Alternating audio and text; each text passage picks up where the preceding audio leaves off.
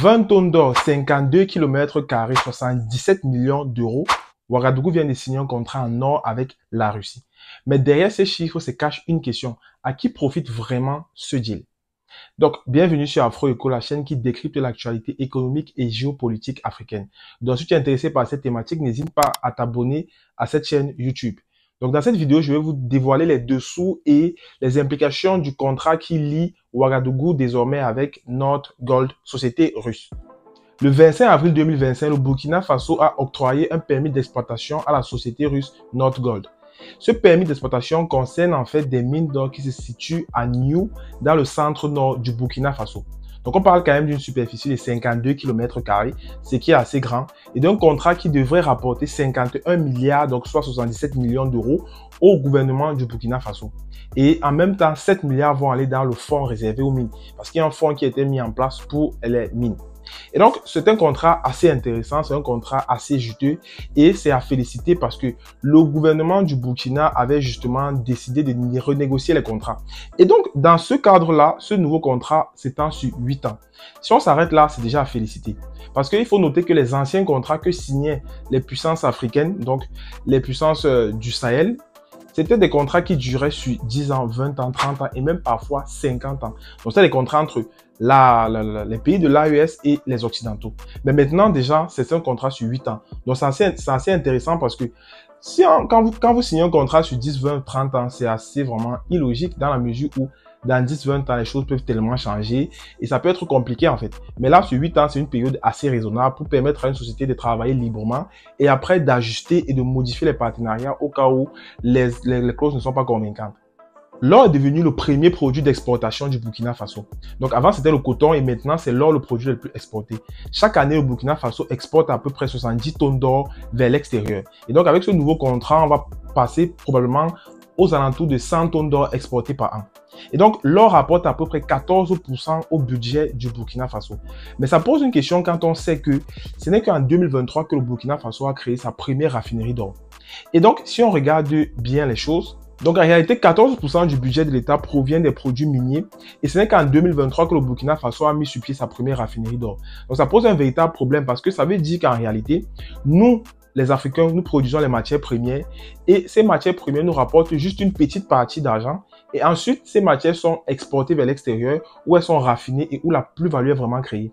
Parce que cette nouvelle exploitation qui a été donnée à la société Nordgold permet justement d'exploiter l'or au Burkina Faso, mais ne crée environ que 202 emplois indirects, bon, en tout, et 75 emplois directs.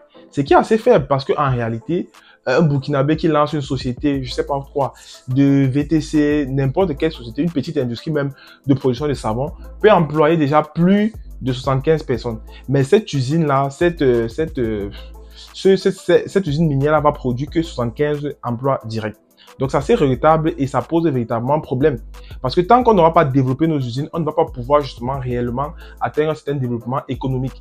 Parce qu'on aura beau signer les contrats, mais en réalité, on ne crée que 75 emplois. Puisque lorsqu'on vend de l'or, cet or est exporté vers les pays occidentaux. Il est transformé peut-être pour faire des bijoux premièrement. Deuxièmement aussi pour faire tout ce qui est semi-conducteur. L'or est beaucoup utilisé dans les semi-conducteurs et dans les conducteurs. Donc c'est vraiment là où la plus-value est faite, là où on crée le plus d'emplois. Donc tant que sur le continent, on n'aura pas construit des usines de raffinerie d'or, on ne va vraiment pas tirer profit de nos matières premières. Depuis l'arrivée du capitaine Ibrahim Traoré à la tête du pouvoir, le Burkina Faso se rapproche de plus en plus de la Russie.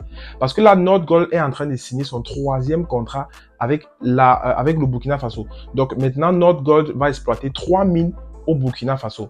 Donc au début, c'était d'abord une coopération avec la Russie, c'était plus une coopération militaire et politique. Et là maintenant, de plus en plus, une coopération économique est en train de se développer.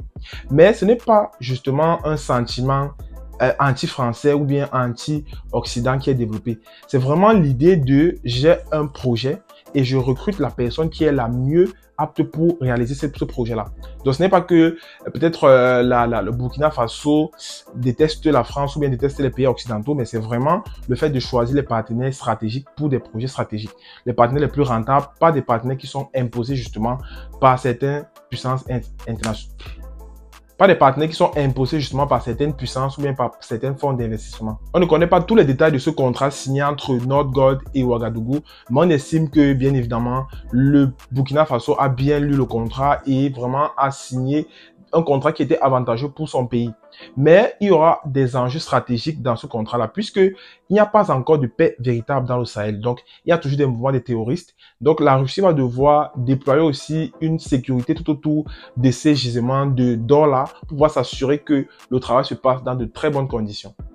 L'or du Burkina Faso intéresse Moscou et c'est le 3e contrat qui est signé de ce type-là, donc concernant l'or entre la Russie et le Burkina Faso. Mais le problème reste le même parce que tant que le Burkina Faso ne raffine pas son or sur place, la plus-value sera assez faible. Parce que 75 emplois directs créés, c'est assez faible.